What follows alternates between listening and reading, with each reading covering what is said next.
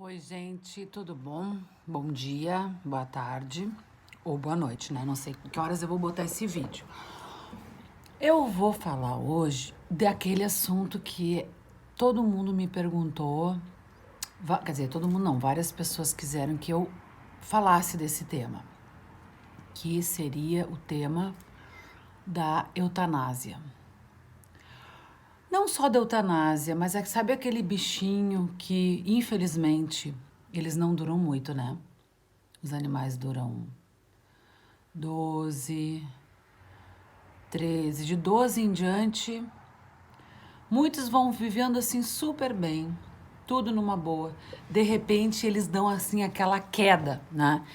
E aquela queda que eles dão é vertiginosa, né?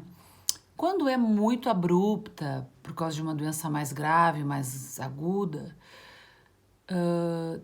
tem que muito avaliar se o animal tem sofrimento, se o animal não está sofrendo, né? Tem outras doenças que elas são acometidas por uma insuficiência renal, hepática, né? O animal com diabetes. Então, essas doenças com insuficiência que tu vê que o animal, assim, ele vai aos pouquinhos, o corpo da gente, do animal, ele é perfeito. Quando ele começa a dar sinais de exaustão, de cansaço, ele começa a apresentar então as insuficiências, que se manifesta, é como se o corpo tivesse assim, ele não consegue mais eliminar as toxinas, então ele começa a manifestar sintomas como problemas na pele, diarreias, vômitos, falta de apetite, e tu vê aquele bichinho que vai aos pouquinhos emagrecendo. Então, tudo que é emagrecimento tem que ficar de olho, né? Emagrecimentos. Muita diarreia, muito vômito, não quer comer. Por exemplo, assim, ó, os cachorros têm muito esses problemas, inclusive tumores também, que são causas também que levam à morte. As insuficiências acometem mais os gatos, insuficiência renal, por exemplo, é muito comum em gato. Aí o gatinho vai, eu tenho gatos assim que eu atendo que estão bem velhinhos e descobrem uma insuficiência renal. Aí, mediante o soro subcutâneo, aquilo ali vai dando uma qualidade de vida, os animais vão vivendo mais e vão se mantendo mais, porque tu consegue fazer com que o soro, ele é como se fosse até existe hemodiálise em animais, mas poucas vezes é feita. Então, aquele soro subcutâneo, ele ajuda a diminuir a desidratação do gato e ele consegue manter o nível de creatinina, de fósforo, em níveis mais compatíveis com a vida, e o animal consegue ter, então, uma sobrevida com mais qualidade. Aí as pessoas perguntam para mim assim, tá, Lorena, mas quando chega num momento assim que tá difícil, o que tu diz assim, tu diz pra pessoa, vamos fazer eutanásia? Olha, eu sempre digo, né, é muito difícil, além de toda essa minha bagagem clínica, eu chegar num momento desses e não colocar para vocês a minha experiência pessoal, né? Porque eu também sou gente, eu também tô ali com o proprietário, que é um ser humano que nem eu, que tá tentando fazer o melhor para aquele bichinho. E a gente às vezes tem que decidir, mas decidir, gente, é um papel muito, como é que eu vou dizer, de muita responsabilidade. Porque tem gente que decide, às vezes, assim, é a família inteira falando, vamos sacrificar, sacrifica e depois aquela culpa vem a mil, né? Tem aquelas pessoas que um quer, o outro não quer, um acha que sim, aí vão falar com o veterinário. Só que eu acho assim, ó, quando o animal tem insuficiências, ele também, através daquela insuficiência, ele começa, por exemplo, insuficiência renal. A creatinina, a ureia principalmente, que o organismo não consegue eliminar via urina, porque os rins não estão trabalhando, aquilo ali começa a irritar tanto o estômago, quantos órgãos, e o animal muitas vezes começa a ter problemas neurológicos devido à toxina que vai para o cérebro. A mesma coisa, insuficiência hepática, começa a ter encefalopatia hepática. Nesses casos, o animal, às vezes, ele pode ter algum tipo de convulsão ou algum tipo de vocalização que não necessariamente ele está sofrendo. Aquela vocalização é por consequência de uma toxina que ele está tendo. Daí, às vezes a pessoa diz, ele grita de dor. Muitas vezes não grita de dor. Ele fica daquele jeito porque ele está vocalizando por um problema neurológico que a toxina está causando. O animal, geralmente, de dor, o que ele faz? Ele treme, dificilmente ele vai chorar de dor, a não ser que tá numa briga, ele foi alguma coisa de violência, daí sim ele pode, né? Mas assim, se ele tá com algum problema sério, ele dificilmente vai chorar de dor, né?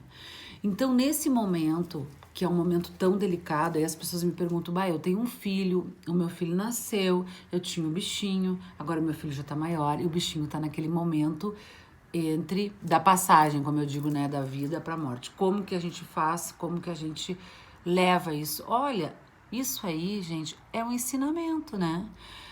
Ensinar pro filho que um dia o bichinho vai morrer, nós também vamos morrer, né? Então, é um momento bem delicado. Eu sempre disse e sempre aconselhei, nunca sugeri uma eutanásia, nunca. Porque eu acho que a gente também tem que poder suportar essas dores aí, né? Que às vezes a dor é da gente. Não, Lorena, mas o bichinho tá sofrendo mesmo, ele não tem mais qualidade de vida nenhuma. Aí tem que avaliar, por exemplo, a pessoa sai de manhã, só volta de noite, não tem condições de internar, não tem condições de cuidar do animal.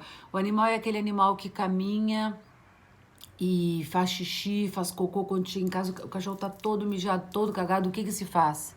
Sabe, tem aqueles animais, por exemplo, assim, Poodle. Poodle é um bichinho que ele não morre, ele definha literalmente. Já tem de animais com quase 20 anos. Gente, é um trapinho caminhando pela casa.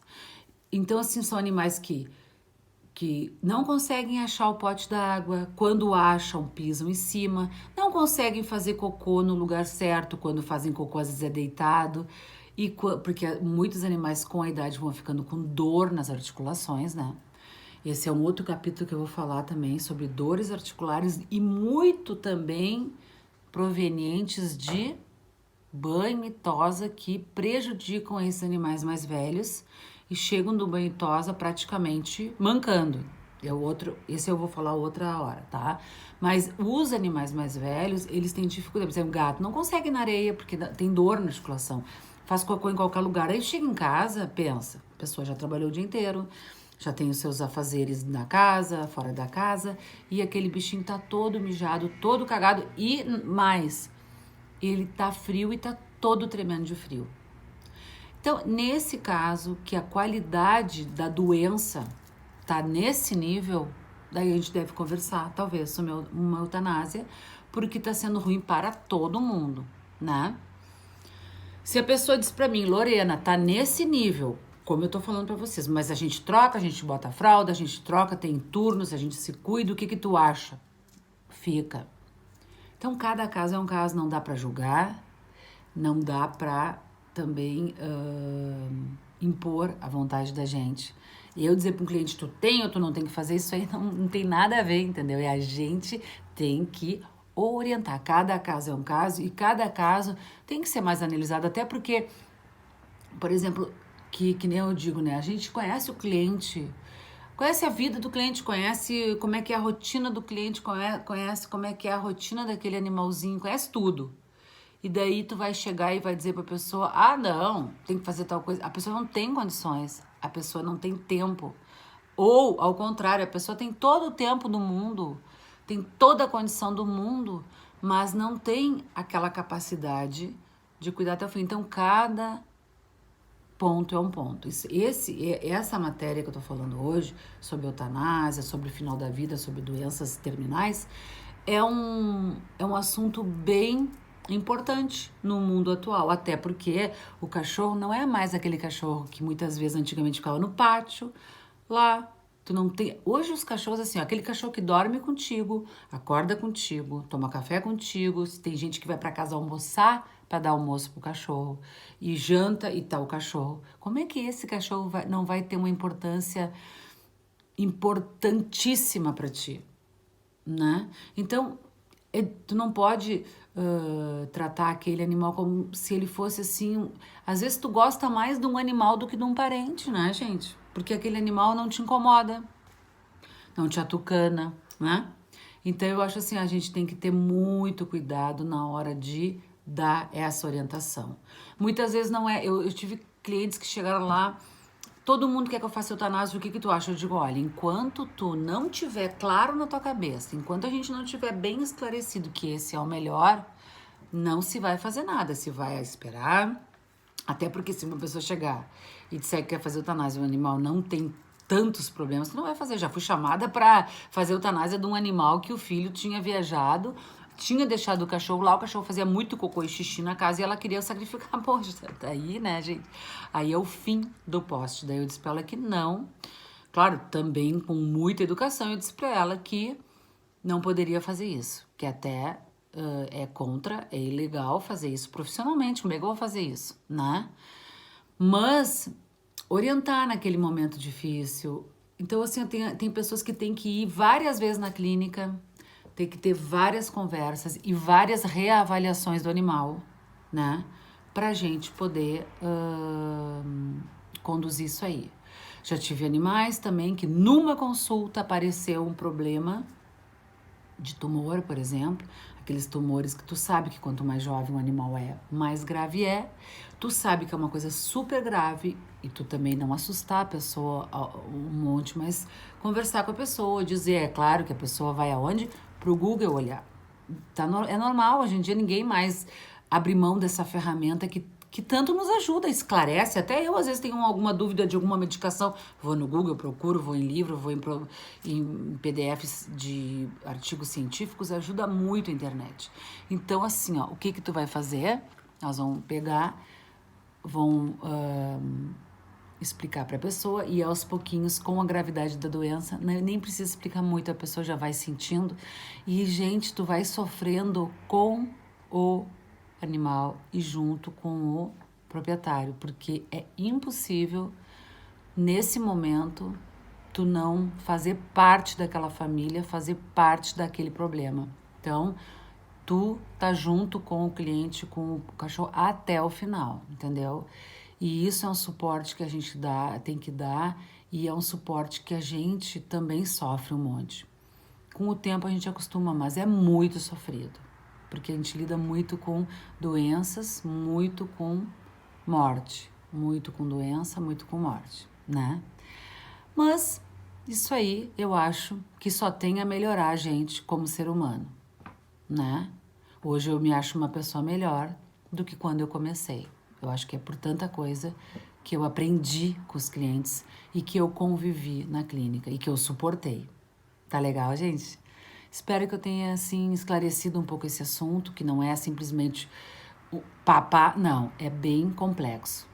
Um beijo grande, adorei falar desse assunto.